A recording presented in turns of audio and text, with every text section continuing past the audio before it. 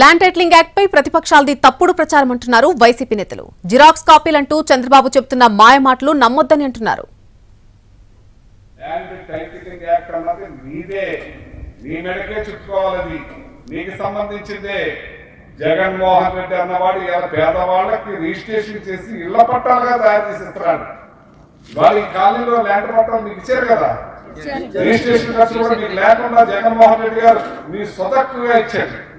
ఇంతకుముందు పట్టాలుగా ఇచ్చి కూడా ఎక్కడ పడేసి ఉన్నాయి. అంటే మీరు చంద్రబాబు పంచన చేరి విఘ్నులయ్యండి, ఐఏఎస్ చదువుకుని ఇంత పచ్చిగా దుర్మార్గంగా ఇంత రాజకీయాల కోసం దిగజారి మీలాంటి వాళ్ళు ఈ రకంగా భావ ప్రకటన చేయటం, మీ నాన్నగారు మీకు అప్పచెప్పిన ఆస్తి ఉంటే ల్యాండ్ టైటిలింగ్ యాక్ట్ వల్ల నాకు బదిలీ అవ్వట్లేదు, మ్యుటేషన్ అవ్వట్లేదని మీ మాటని ఇంత దిగజారటం అనేది అవసరమే ఈ రమేష్ గారు అని చెప్పని మిమ్మల్ని ప్రశ్నిస్తాను. ఇప్పుడు చంద్రబాబు నాయుడికి ఎంతసేపు ఏంటంటే కుంభకోణాలు కావాలి, కుంభకోణాల్లో కోట్లు ఎక్కడో కొట్టేస్తే దాంట్లో వాటాలు కావాలి.